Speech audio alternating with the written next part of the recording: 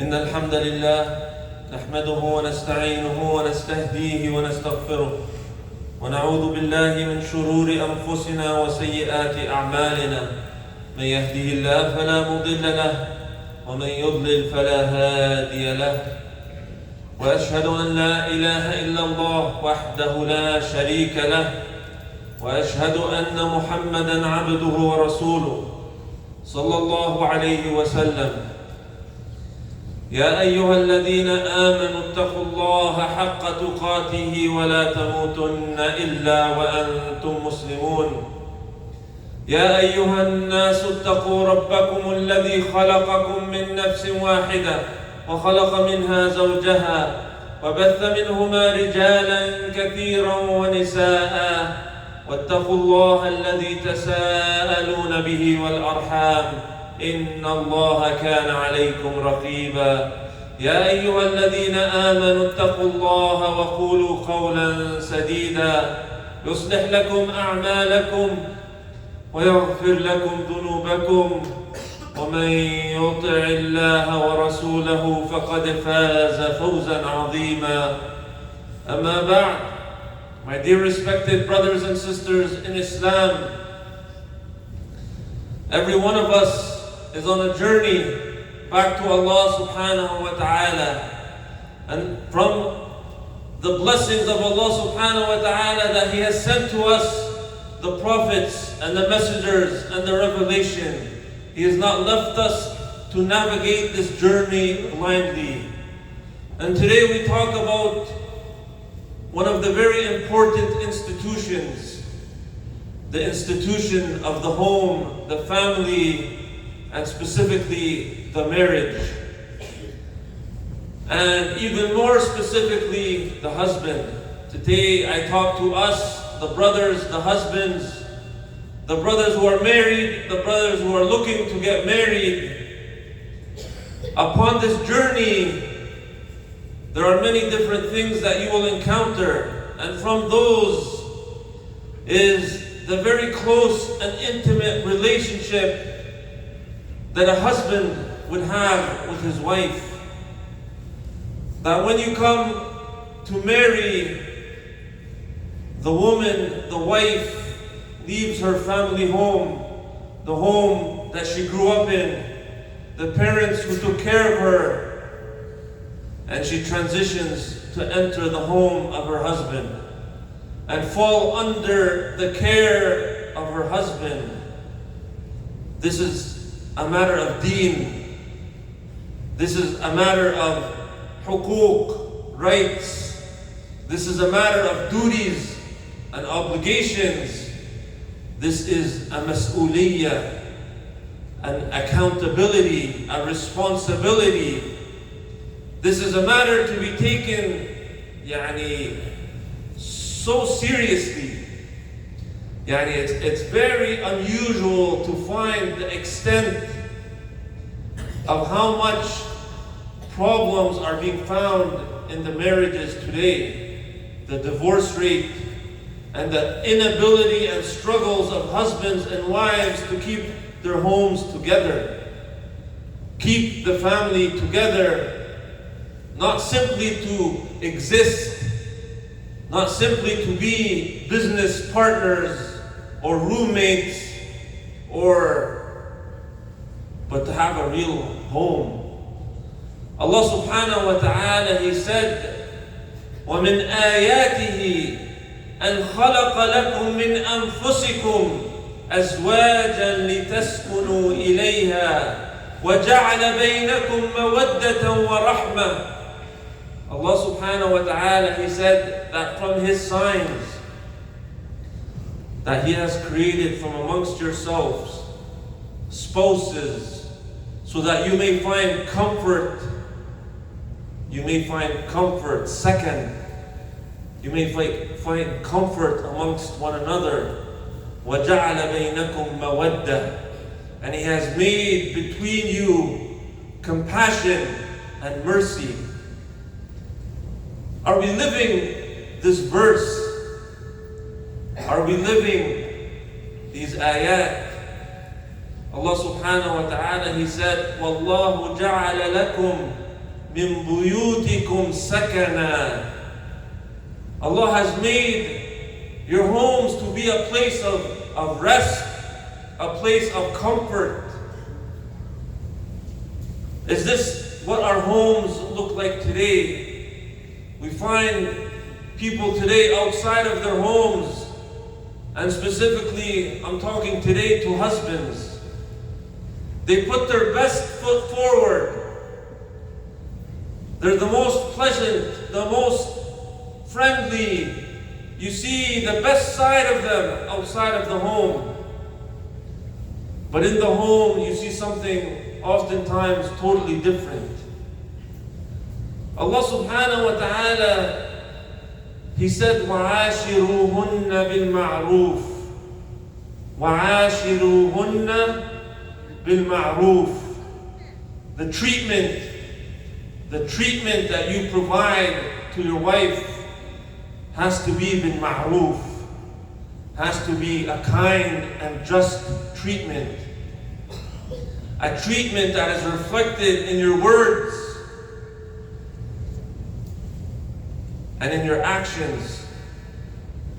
This is not simply a matter of choice or a matter of preference. This is a matter of deen. This is a matter of taqwa. The one who fears Allah subhanahu wa ta'ala, this would reflect in their household. This is a wasiyah from Allah subhanahu wa ta'ala. Allah subhanahu wa ta'ala is the one who said, وَعَاشِرُوهُنَّ بِالْمَعْرُوفِ. This is a wasiyah, this is what you're instructed to do. It's not for you to be a loose cannon in your home. It's not for you to be a bully or someone who is harsh and difficult in the household. Even though Allah subhanahu wa ta'ala has given you the role of al-qawwam, the leadership, the authority in the home falls back to the husband. That doesn't mean that you're unjust with that authority. Your first and most important responsibility is to uphold the deen, to uphold the deen in the household. When you love your wife and you care for her, you care first and foremost about her deen, about her practice and commitment to the deen, that the boundaries of what Allah subhanahu wa ta'ala has commanded is upheld in the home. And what Allah subhanahu wa ta'ala has forbidden and prohibited, you oversee and you make sure the home is running properly. But above or along with this is the good treatment, the excellent treatment. The Prophet sallallahu alayhi wa sallam, he said, "Istawsu bin nisa'i khayra." Prophet sallallahu alayhi wa sallam, he gave us a similar wasiyah, a similar commandment and instruction to take care of the women folk, the women in your care. Be good to them, be kind to them. Why is it that we find husbands, they're nice and friendly to everyone else, but the one person, the wife, the one who is closest, the one who shares the same bedroom, the one who shares the most intimate aspects of her life with you, the one who is most loyal and committed to you, and in many cases, you're treating her quite poorly. It's not from the characteristic of the believer to put his wife down, to insult her, to be mean-spirited, to call her names. Don't think that this is somehow acceptable or somehow okay. This is not the characteristic of the believer. Every home has problems. Even the Prophet ﷺ encountered challenges. You have to be realistic. The Prophet ﷺ, he said that women were created from a rib, dhilla. And the most crooked part of the rib is the top part. If you try to straighten it, you will break it. Be realistic. No matter how much deen your wife is on, how knowledgeable, how educated, which family she comes from, there will be some shortcomings. There will be some inconsistencies. There will be some challenges. You as a husband have to be a leader, wise, patient in how you manage your household. Many people, their household live on the constant threat of divorce.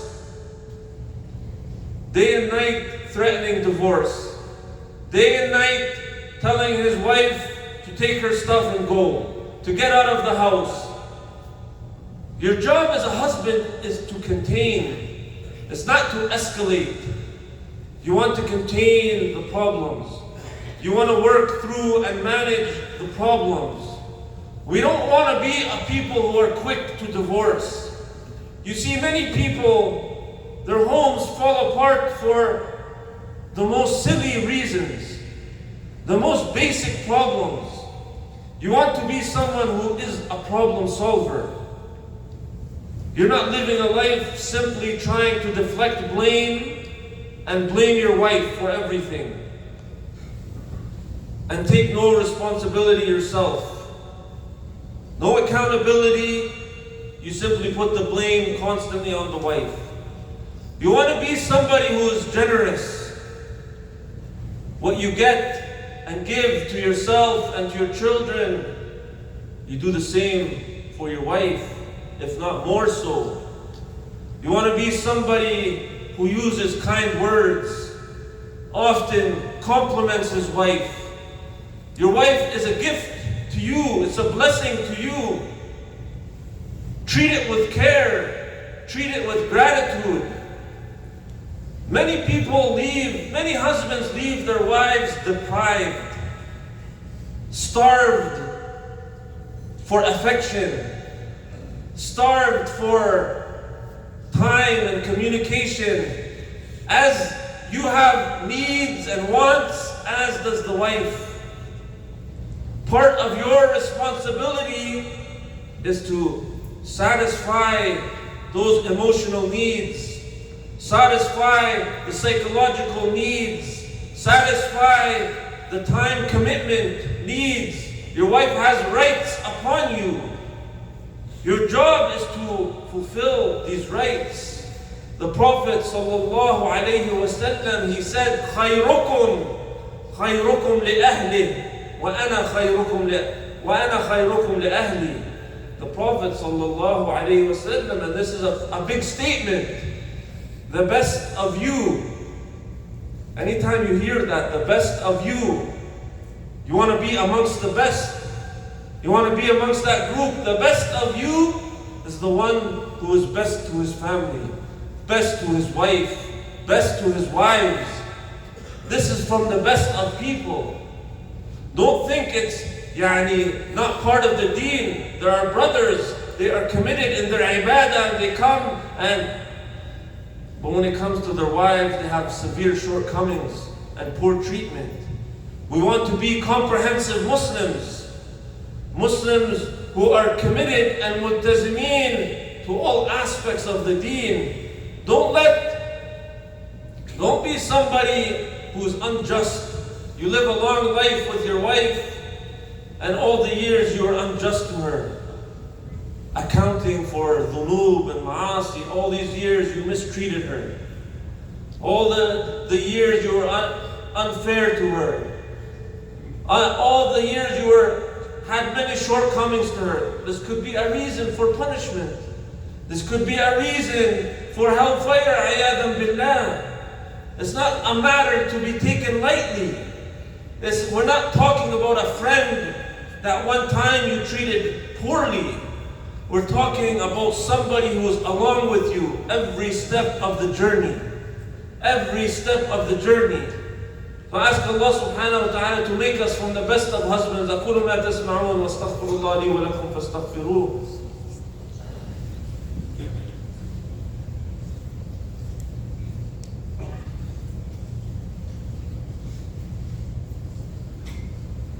الحمد لله رب العالمين والصلاة والسلام على نبينا محمد وعلى آله وصحبه ومن والاه.